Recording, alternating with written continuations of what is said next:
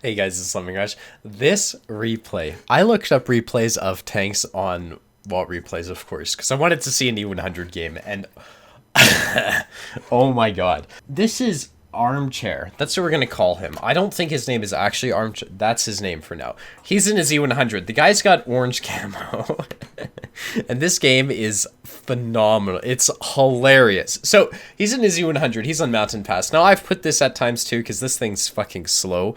The enemy team has an E100, IS-4, I-7, Super Conqueror. Those are the only tanks that matters. He's in E100. Everyone else is not a threat. So what he's doing is he's going to bring his tank to the bridge. Now, why he decides to bring his tank to the bridge actually makes a lot of sense. In an E100, you only really have two options. You can go to the middle of the map, like the bridge, or you can go to the ice road. Crossing to the 1-2 line is suicide, because obviously you can't cross this gap right here in an E100.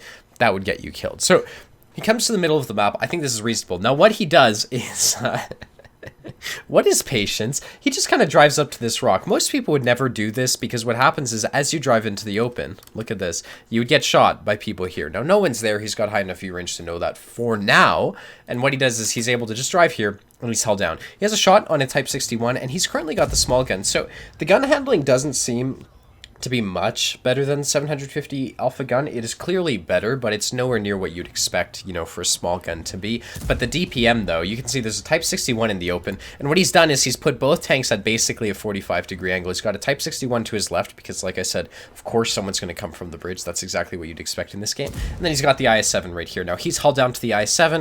IS-7 has no pen on the APCR rounds, and the IS-7 is below him, so he's going to be shooting at a very angled turret, you know, from beneath him. So he's able to just put, you know, basically Armchair doesn't have to worry about the IS-7 penning him, and he can just load gold, and because he's above the IS-7, he can shoot down onto the IS-7's upper front plate. IS-7 falls back, or Armchair just doesn't want to shoot him. You can see now there's a UDES to his left, and he's got shots in the IS-4, puts a shot into the cheek of the IS-4. This is working out perfectly because he's above everyone, and...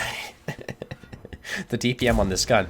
There's like 4 tanks in the open that he's able to farm, and he's still he's done 3k damage, he's done 1,000 assists, and he's still full HP. He's not even looking at the UDES to his left because the UDES can't do anything. He's going to kill the IS-4 first. I think that's great target prioritization because it's actually going to help his team the most if he kills the UDES. Now there's a Tortoise to his right and still that IS-7. The IS-7 bounces. You can see the IS-7's shooting gold, so is the UDES at this point. He gets the kill on the IS-7, and now he doesn't really have to do anything about the Tortoise because the Tortoise is taken up by his teammates who are all behind him after giving him 4,000 damage, and he's going to be able to cross the bridge right here. So Armchair's crossing the bridge. You can see he's kind of shooting at the UDES. This is the gun handling you would not expect of a tank going 30 kilometers an hour. It's actually impressively bad for the DPM gun, but whatever. He's able to drive in. The Yag Tiger gets the kill on the UDES, and now Armchair is flanking the enemy team. If you look at the map right here, there's a Type 61 and a T-30 in the mid, and Armchair's going to drive around. He's going to flank the Type 61, who doesn't know he's coming, and he's also going to flank the T-30, and he's going to get shots right up the rear of these guys. You can see the Type 61, if you look around this corner, this guy has no idea that Armchair is coming. Armchair is able to get the kill. There's nothing the Type 61 could have done except perhaps check his map, and now he's got the T-30 flanked. T-30 doesn't know he's there. He's up to 4,300 damage. He's going to go for a shot on the engine of the T-30. Now, he gets a tracking shot. He does 617 damage. T-30 just fired to kill a Leopard PTA, so Armchair's just driving in. He's got full HP anyways, doesn't care. He's going to fully aim this, or mostly aim this one. Puts another shot into the T-30. The guy's now a one-shot for everyone on his team, and Armchair now has the flank of sentries. He is behind 5 freaking tanks on the 1-2 line. So what Armchair is going to do, this is an 8k damage blocked. He's only done 1,000. Well, how much blocked is he? I need to turn that on. What am I thinking? I never have it on because I always play mediums. He's only done 4,000 damage blocked at this point. He just blocked another 800. So he's going to push in. He gets shot to the 268. Very lucky that one penned. He's actually out of gold at this point. I think his gold shots were totally reasonable. Centurion Action X just bounces heat off of him. And here's a Super Conqueror. So, Armchair is side scraping right here, and he's doing this really well. Most people I mentor have issues with this. Basically, when you've got an angle like this, it's very easy to side scrape off of, and he makes this perfect. Now, he knows when to stop side scraping. He pokes out to try to get a shot in the 268. That was perfect. He stopped side scraping to try to get more damage, and he's just going to casually advance. He's got like 8 tanks, well, 3 tanks behind him, so he can totally do this. The 268 bounces off of him. That's another 750 blocked. He's up to 6,500 damage, 7,000 damage blocked, 1,500 assist. He hasn't taken a single hit of damage, and he's just going to be able to continue holding W. There's a 268 in front of him. He's going to put a shot into this guy. Hopefully this one goes in. You can see 268's actually challenging to pen, but there you go. Super Conqueror bounces another one off of Armchair right here. He's done 7,000 damage, 7,500 blocked. He's going to get another shot of damage probably right here into the Super Conqueror, right in the lower plate. No, oh, what the hell? That one bounces. Of all the shots to bounce, that one bounces. Whatever he puts a shot into the Super Conqueror bounces another one. Armchair takes his first hit of damage. He's down to 2,300 HP. Super Conqueror bounces another one. The guy, where is he shooting? I want to figure this out. No bounces off his lower plate. I have no clue where the Super Conqueror is hitting Armchair right here, because he can't pen an E100. And Armchair should pen this one. Oh, he bounces, of course. He's been lucky enough this game. Regardless, he drives past the Super Conqueror. The guy's got a measly 50 HP. Not worth it. He's going to flank the T110E4 right here and probably get the track. He does. That's 527 damage added to his, well, prior to that, that was about 7,500.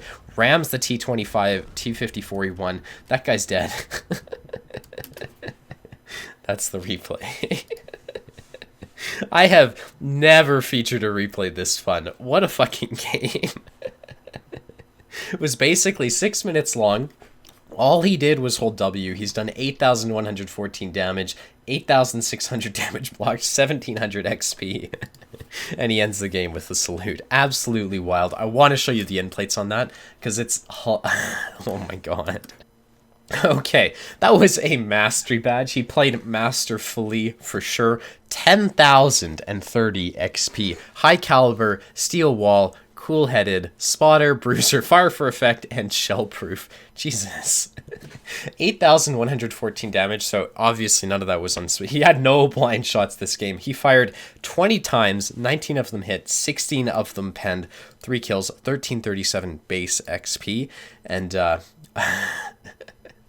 he profited on that game. 43,000 credits, basically 44k. What a game. Really enjoyed that one. Thanks so much for posting it to What Replays. One of my favorite replays in a while, man. Jesus Christ.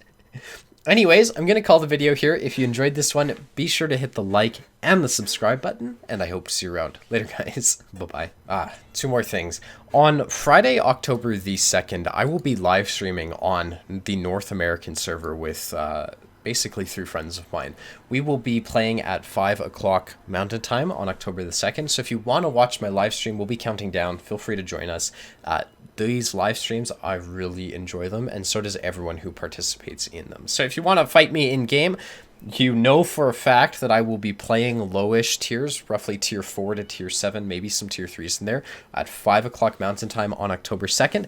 And if you're interested in my mentoring services, I have 1 hour in my week that isn't booked. It's on Saturday that I can mentor to basically whoever emails me. So send me an email at lemmingrushmentoring@gmail.com if you want a time slot on Saturday. It's early morning. We can talk about this, like the specifics about it, but yeah, basically Saturday in the morning. If you're free, send me an email, and I will see you in the next one. Bye for now.